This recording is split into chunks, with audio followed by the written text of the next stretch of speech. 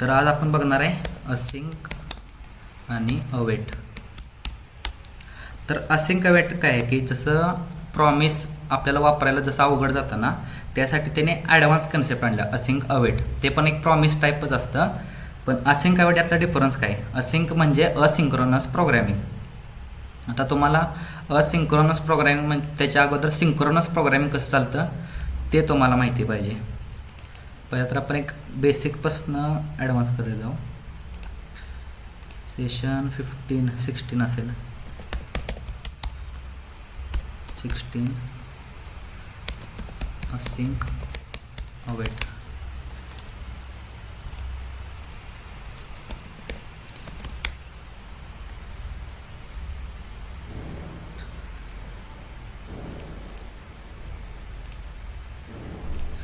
एक 001 synchronous RONOUS.HTML. तर काय काय प्रोग्रॅमिंग मी सुरुवातीचे कन्सोलवरती घेणार आहे आणि काय काय UI वरती रिफ्लेक्ट करणार जाणार आहे.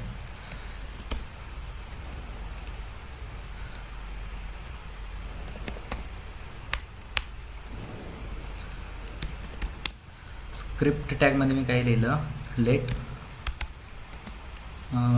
नम इज इक्वल टू काहीतरी 0. नाहीतर आपण काय करू, आधी फंक्शन डिफाईन करू. Function print value, right. आणि यात एक आपल्याला काहीतरी एक व्हेरिएबल भेटणार आहे म्हणजे पॅरामीटर, आणि तो आपण पॅरामीटर प्रिंट केला आहे console.log मध्ये नम. आता मी इथं फंक्शन आहे ना ते कॉल केलं आहे, एक पाठवला.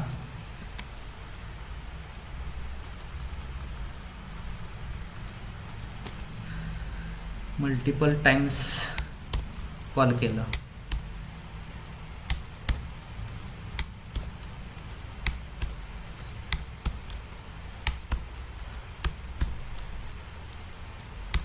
दहा गोलाव केल्यानंतर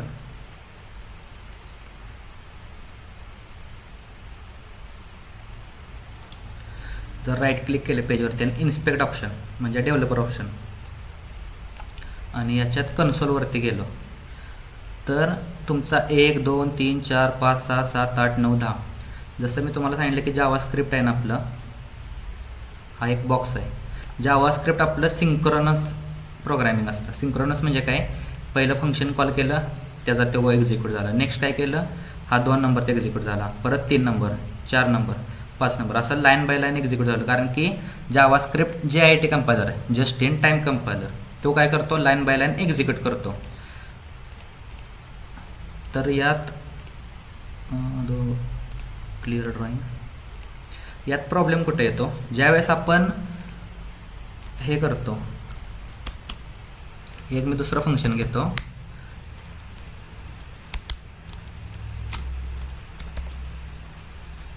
त्याला नाव देतो नम. त्या नमला मी काय करतो, सेट टाइम आउट. पहिलं पॅरामीटर फंक्शन आणि नेक्स्ट पॅरामीटर 2 सेकंद, राईट. आता मला इथं काय पाहिजे, console.log डबल कोटमध्ये we are in set time out function.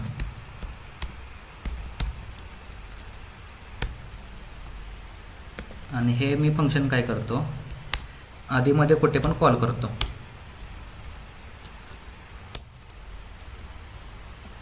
Shift control-C केलं, याच्यानंतर कंट्रोल-V केलं.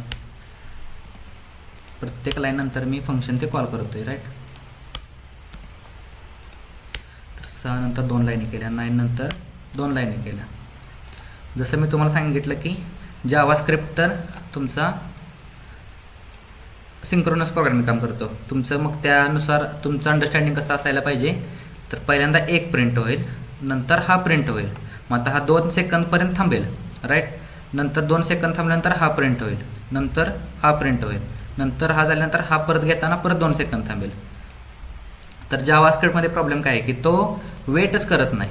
तुमचं हे फंक्शन 2 सेकंद लागू द्या, नाहीतर तिकडे 10 सेकंद लागू द्या, मला काय तुझा काय फरक पडा. मी तुझा जोपर्यंत तुझा पुढचा रिस्पॉन्स येतो तोपर्यंत मी काय थांबणार नाही, मी पुढची नेक्स्ट लाईन घेणार आहे. मग त्या कंडिशनमध्ये असं होतं, हे फंक्शन हे फंक्शन हे फंक्शन जे पण टायमिंगवाले जे फंक्शन आहेत ना, ते नंतर 2 सेकंदानं ते प्रिंट व्हायला सुरू होतात. असं तुमचं जावास्क्रिप्ट. जर का मी कन्सोलवरती गेलो,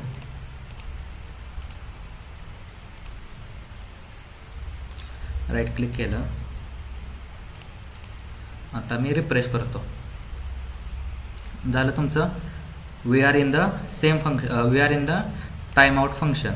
तर इथं 7 आले लेफ्ट साईडला. 7 म्हणजे काय आहे की ती 7 टाइम्स आपण कॉल केले आणि ते एकदाच त्यांचं 7 टाइम्स आहे ना 2 नंबरचं, ते ॲट अ टाईम 7 वेळा त्याला कॉल केला आहे.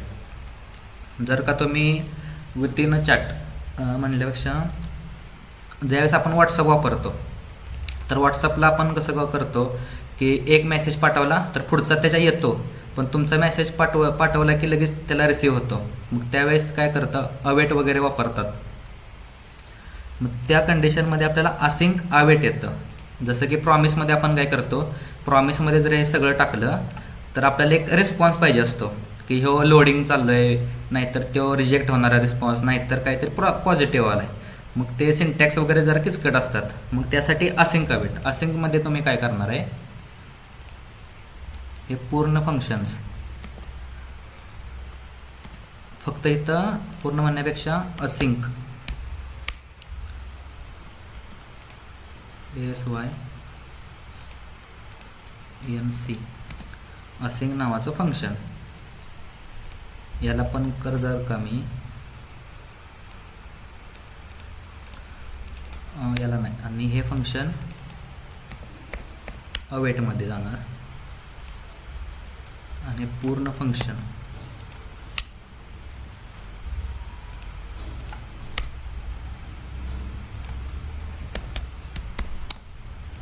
असिंकमध्ये येणार.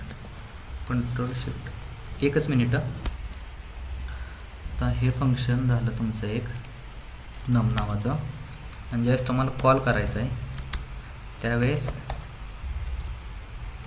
अवेट आणि तुमचा नम.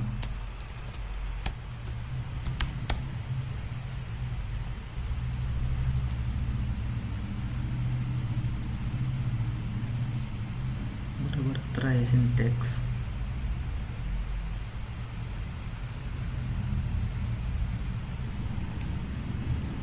नाही असं नाही रन होतं, तेव्हा कंडिशन पहिल्यापासून आपण लिहू.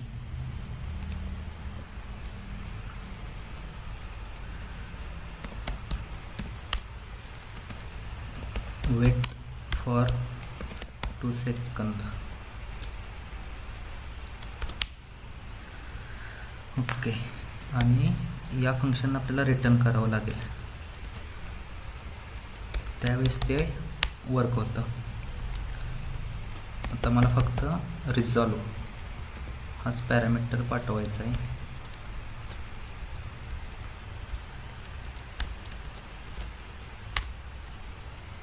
आता रिझॉल्वमध्ये मी काय करतो, सेट टाइम आउट.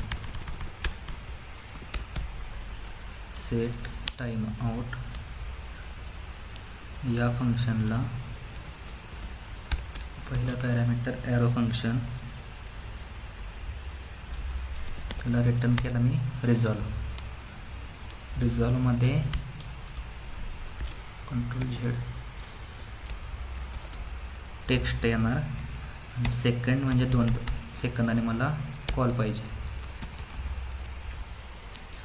तर रिझॉल्वमध्ये काय पाठवणार, we are in set time out 2 seconds.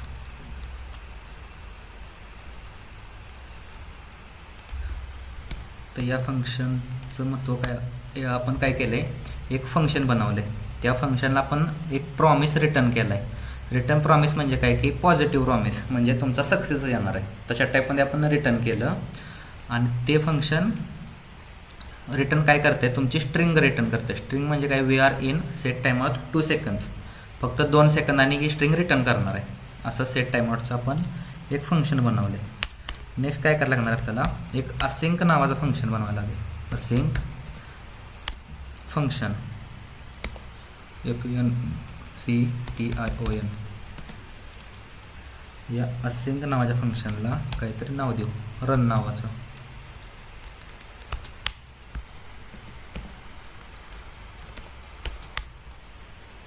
Run नावाच्या फंक्शनला जर नाव दिलं,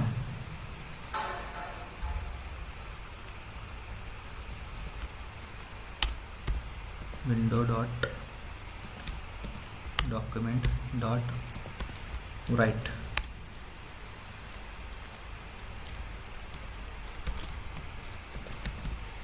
वेट फॉर राईट, बरोबर आहे. बघूया, हे मी कधी वापरलं नाही पण ट्राय करणार आहे आज. लेट तुमचा एक मेसेज असेल तो अवेटमध्ये टाकायचा आणि अवेटमध्ये वेट सेकंद कॉल करायचा आपल्याला. राईट, एका सिंगमध्ये एक अवेट केला आणि तो मेसेज आपण इथं दिला. आता तो मेसेज परत same Ctrl+C Ctrl+V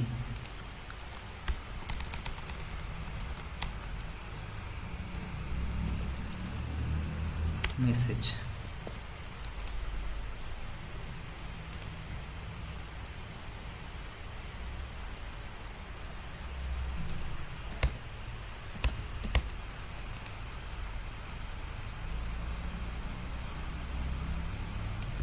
Ctrl+X H1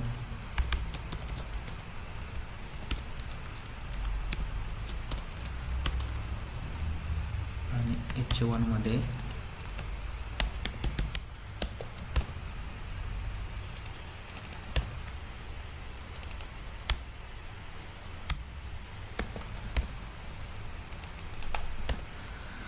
window ते घेत नाही, काय माहित का म्हणून.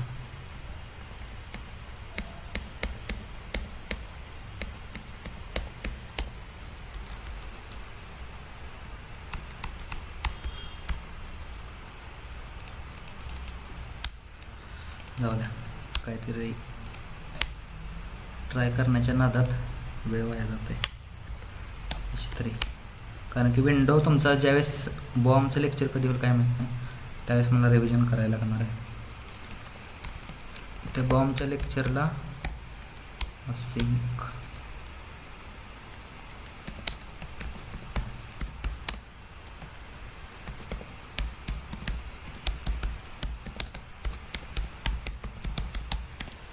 Asynchronous programming. नेक्स्ट आपण काय करणार आहे, त्या बटनला कॉल करणार आहे. स्टार्ट म्हणून आणि त्याच्या ऑन क्लिकला CLI ऑन क्लिक आहे, त्याच्या ऑन क्लिकला रन नावाचं फंक्शन कॉल करणार आहे. तर रन नावाचं फंक्शन जर कॉल केलं तर इथं आपल्याला अजून एक पॅरामीटर लागेल, ID OUT काहीतरी आपण ते दावणार आहे त्यासाठी.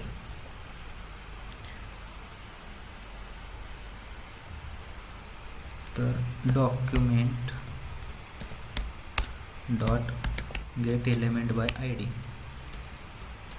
डबल कोटमध्ये आउट. आता त्याचं जे टेक्स्ट कंटेंट आहे ते वेटिंग असं आपण केलं.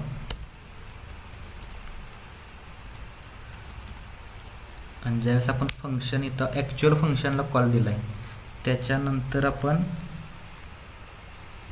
सेम तर राहणार आहे फक्त याच्या जागी जो आपल्याला पॅरामीटर रिसीव्ह होणार आहे. पॅरामीटर कुठे रिसीव्ह होणार आहे? मेसेज नावाच्या व्हेरिएबलमध्ये.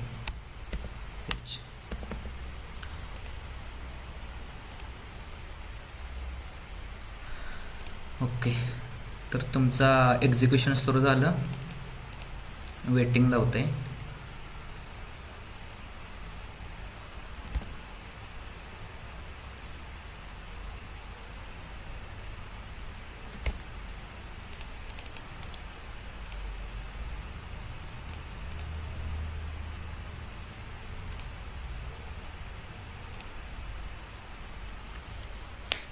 बरोबर तर आहे. Wait for second. इथून आपण रिझॉल्व केला, रिटर्न केला. डायनॅमिक आपण करणार आहे त्यामुळे रिटर्न न्यू प्रॉमिस. ओके, तर झालं. गेलं.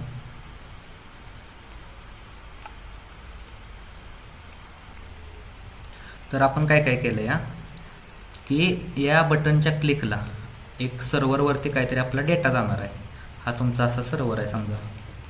तर सर्व्हरवरती ज्यावेळेस डेटा जाणार आहे त्या सर्व्हरवरून डेटा रिटर्न येण्यासाठी आहे ना काहीतरी टाईम लागतो स्पेसिफिक. मग त्या कंडिशनमध्ये काय होतं, एकच सेकंद, हे काय वाचते नक्की. तर तुम्ही ज्यावेळेस एखादं कोणतं तरी URL हिट वगैरे करता त्यावेळेस सर्व्हरवरती डेटा जातो. तर त्या डेटाला तुमच्यापर्यंत पोहोचण्यासाठी एक ठराविक काळ लागतो.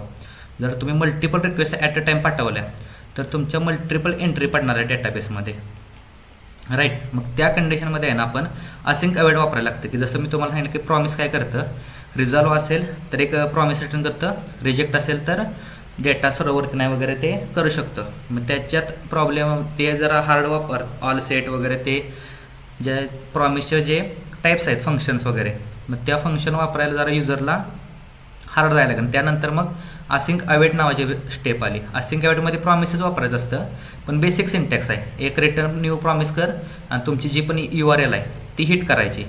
नेक्स्ट काय करायचं, असिंक अवेट फंक्शन लिहायचं. तुमचा जो पण कोड रन करायचा लाईन बाय लाईन तो कोड रन करायचा. त्याच्यानंतर काय होतं की अवेट म्हणजे कोणत्या फंक्शनसाठी तुम्हाला वेट करायचं आहे हा फक्त तुम्हाला कीवर्ड वापरायचा असतो आणि ते फंक्शन कॉलिंग. या फंक्शननं काय होतं, इथून कॉल तुम्हाला इथं गेला पण याचा रिस्पॉन्स येईपर्यंत हे कॉल झाला नाही. तुमचा मेसेज जो कंटेंट आहे ना तो तुमचा कॉल झालेला नाही, कारण की इथून तुम्हाला रिस्पॉन्स तुम्हाला 2 सेकंदानंतर येणार आहे. अशा केसमध्ये असिंक आणि अवेट वगैरे वापरतात. नेक्स्ट काय होणार आहे, तुमचा इथून 2 सेकंदानंतर हे फंक्शन एक्झिक्यूट झालं. रिटर्न आपण हे जी स्ट्रिंग आहे ना VR in set time out 2 second he string return करणार आहे. रिटर्न केल्यानंतर आपण ती मेसेज या व्हेरिएबलमध्ये टाकल्या आणि तीच आपण परत पॅराग्राफ टॅगला प्रिंट केल्या. जर का लाईव्ह केलं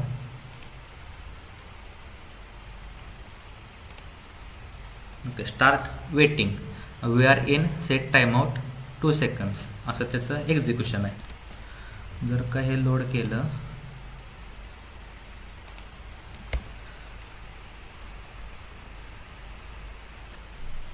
राईट, आपण इव्हेंटच हँडल केला नाही. तर इव्हेंट आपण हँडल कुठं करणार, document dot get element by ID BTN1 त्याचा कोणता इव्हेंट पाहिजे आपल्याला, ऑन क्लिक इव्हेंट. तर ऑन क्लिकला कोणतं फंक्शन, हे फंक्शन कॉल झालं पाहिजे.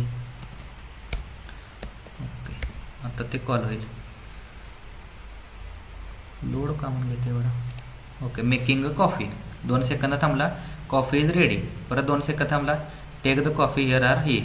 परत 2 सेकंद मला परत हे.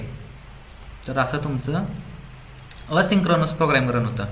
म्हणजे ते तुमचं रन होता नाही ना, हे सगळं लाईन बाय लाईनच झालं आहे.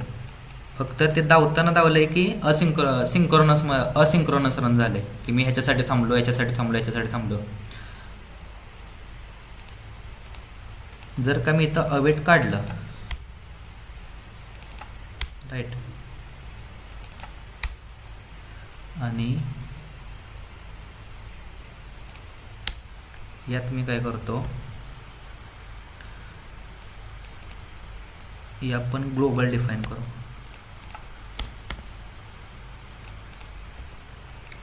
आणि त्याच्या आउटला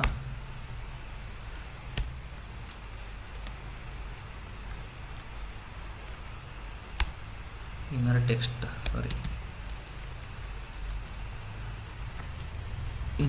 नाही, टेक्स्ट कंटेंट.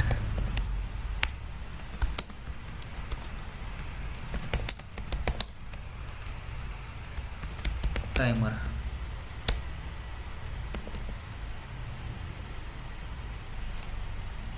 स्टार्ट कॉपी केलं तर ते लाईन बाय लाईन सगळं एक्झिक्यूट झालं.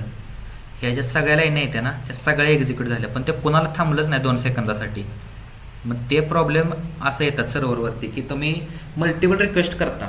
मल्टिपल रिक्वेस्टनं काय होणार आहे, जी आपण जसं आपण SQL मध्ये प्रायमरी की वापरतो की युनिक आयडेंटिटीवरती युनिक डेटा गेला पाहिजे, एकने इन्क्रीमेंट झाला पाहिजे. जर का तुम्ही मल्टिपल ॲट अ टाईम की वापरल्या तर त्या सर्व्हरला कसं कळणार की तुम्ही 1 नंबरची की घेऊन आलाय, पण दुसरा कोणतरी काहीतरी करत असेल तो 2 नंबरचा डेटा घेऊन आला असेल.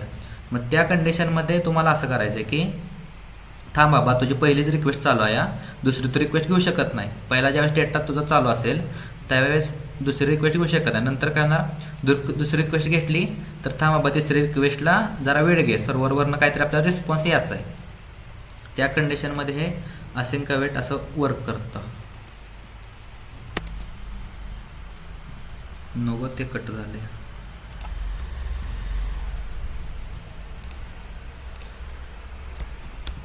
प्रॉमिस डॉट नको, ALL.html.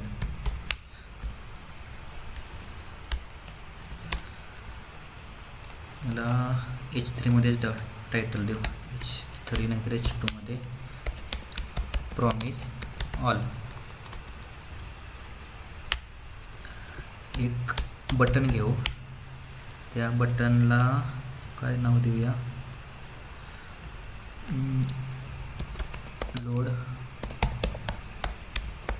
लोड डॅशबोर्ड असं काहीतरी नाव दिलं. तर या बटनला आपण एक ID देणार आहे, BTN.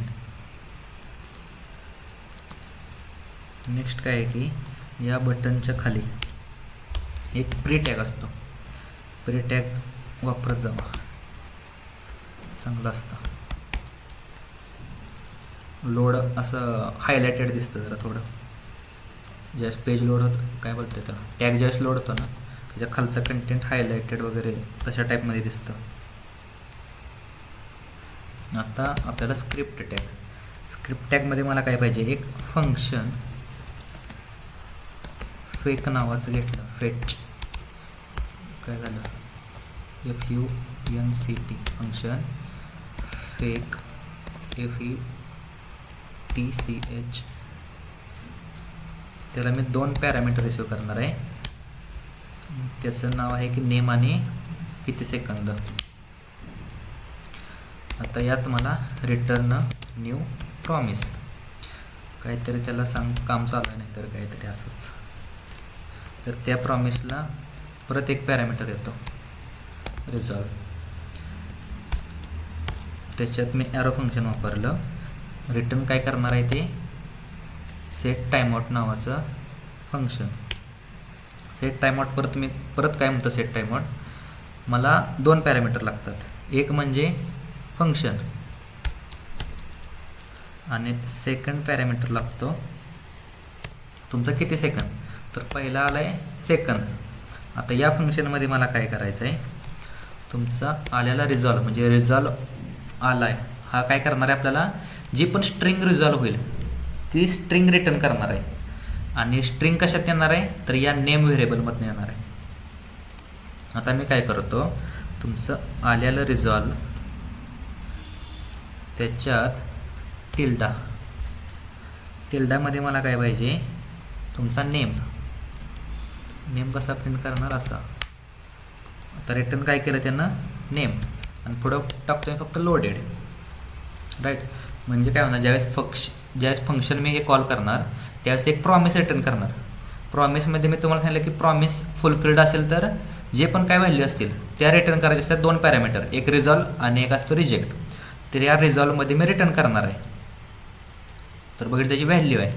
तर त्याचे रिटर्नमध्ये आपण काय पाठवलं, हे सेट टाइमआउट फंक्शन.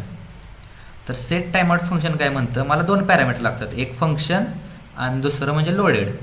तर त्या फंक्शनमध्ये काय केलं मी, परत ॲरो फंक्शन वापरले आणि रिझल्ट आहे ना जे पण आपल्याला रिटर्न पाठवायचं आहे त्यात मी आल्याला तुम्ही जे पण काय असेल स्ट्रिंग वगैरे काय ती रिटर्न केल्या आणि त्याच्या पुढं लोडेड ही स्ट्रिंग फक्त ॲड केल्या. नेक्स्ट काय केलं, असिंक नावाचं function. Async function FUNCTION.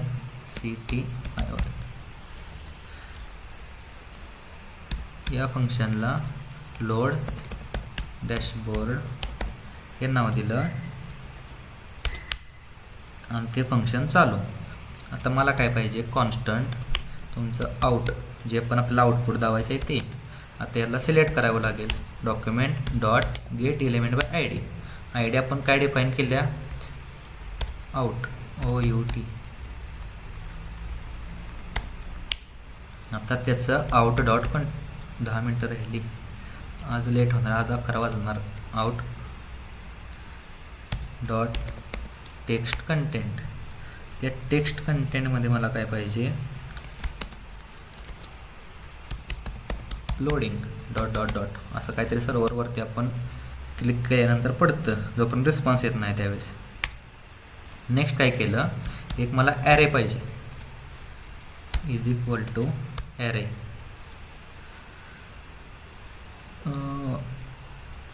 Constant names नावाचा मी ॲरे घेतला. नाहीतर डायरेक्ट जर मी असाइन केलं तरी चालेल. कॉन्स्टंट घेतलं, त्याला मी एक ॲरे घेतला, समजा मी युजर. नेक्स्ट काय की पोस्ट्स. हे काय तर तुमच्या डॅशबोर्डवरचं जे हे असतात ना फंक्शन्स तसं नाव देतो आहे. युजर झाले, पोस्ट झाले आणि ऑफर्स. समजा अजून काय असतं, कॉन्टॅक्ट. तर त्याला मी काय केलं, थांब बाबा, सगळं जोपर्यंत तुला सगळा रिस्पॉन्स येत नाही तोपर्यंत थांब. Promise dot all. आता ह्या प्रॉमिसमधनं जे पण काय येणार आहे ना ते याच्यात स्टोअर होणार आहे. आता नेक्स्ट काय केलं, ते फंक्शन कॉल केलं. प्रॉमिस डॉट ऑल काय करणार आहे, परत ॲरे रिटर्न करणार आहे आणि त्या ॲरेमध्ये हे फंक्शन मी कॉल केलं. Ctrl+C Ctrl+V. त्या फंक्शनला मी 2 पॅरामीटर पाठवणार आहे. एक म्हणजे स्ट्रिंग. स्ट्रिंग काय असणार आहे, युजर प्रोफाईल. नेक्स्ट असणार आहे किती सेकंदानं, याला मला 2 सेकंदानं पाहिजे. नेक्स्ट Ctrl+Z केलं. याला एरर का म्हणून येते, तर हे ॲरे आहे त्यामुळं कॉमा सेपरेटेड. युजर प्रोफाईल झाल्यानंतर पोस्ट्स आणि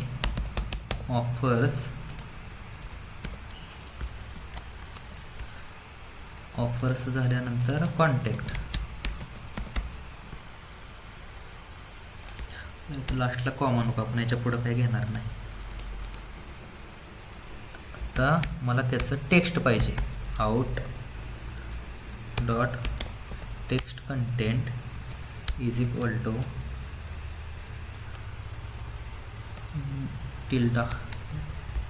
टिल्डामध्ये $, $4 आणि काय प्रिंट करायचं आहे यातलं. समजा मी युजर प्रिंट केलं. नेक्स्ट काय आहे, posts/n.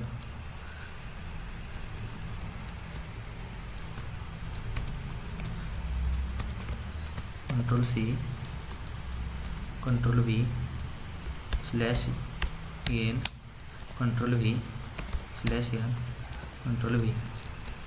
आता मला हे फक्त कॉपी पेस्ट पोस्ट काय काय रिटर्न येणार आहे. युजर पोस्ट ऑफर्स येणार आहे. इथे मला कॉन्टॅक्ट कंट्रोल व्ही आणि याला सेमी करून दिला. तर हे फंक्शन संपलं इथं असिंग नावाचं, जोपर्यंत थांबायचं होतं तोपर्यंत. आता मला ते या बटनला क्लिक इव्हेंट जोडायचं आहे. तर क्लिक इव्हेंट कसा जोडणार, document dot get element by I D, त्याला पॅरामीटर कंट्रोल व्ही, त्याचा on CLI event is equal to कोणतं फंक्शन कॉल करायचं आहे, लोड डॅशबोर्ड हे फंक्शन मला कॉल करायचं आहे. जर का मी हे लाईव्ह केलं तर लोड डॅशबोर्ड, तर लोडिंग झालं.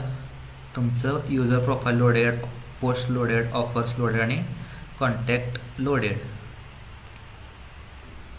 तर आता याचं एक्झिक्युशन, याला मी जर का 1 सेकंद केलं, 4 सेकंद, 3 सेकंद, 1 सेकंद,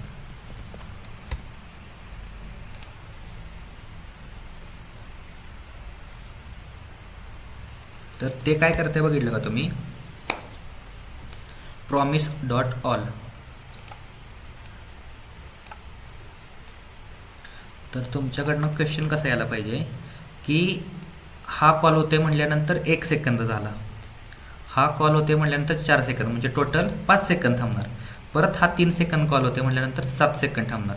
परत हा 1 सेकंद कॉल होते म्हटल्यानंतर 8. टोटल त्यांना आहे ना 8 सेकंद थांबायला पाहिजे. आणि त्यावेळेस ॲट अ टाईम ते जे पण फंक्शन्स आहेत त्याचा ॲरे आपल्याला 8 सेकंदानंतर रिटर्न करायला पाहिजे. पण तसं ते नाही होत. हे function at a time call होणार तुमचे, पण त्यांचं जे एक्झिक्युशन टाईम आहे, जोपर्यंत हे टोटल फंक्शन्स आहेत ना सगळ्यांचा रिस्पॉन्स येत नाही, इवन तो काय बोलते त्याला रिजेक्ट असो किंवा रिस्पॉन्स असो, फुलफिल्ड असो, मग ते त्यांचा रिस्पॉन्स आल्यानंतर जेवढा हायेस्ट सेकंड्स आहेत ना, म्हणजे हा 4 सेकंद घेतोय, तर तुमचं जे पण एक्झिक्युशन होणार ते 4 सेकंदानंतरच होणार आहे. का, कारण की हा रिस्पॉन्स येईपर्यंत हे बाकीचे तिन्ही पण रिस्पॉन्स येऊन स्टोअर झालेले फक्त त्या ॲरेमध्ये. आणि नेक्स्ट काय केलं, ते सगळे रिस्पॉन्स आपण त्या प्री टॅगला आपण प्रिंट केलेत.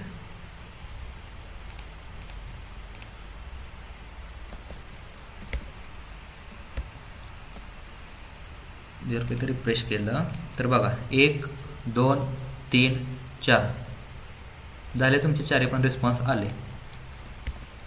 तर असं आहे ते एक्झिक्युशन.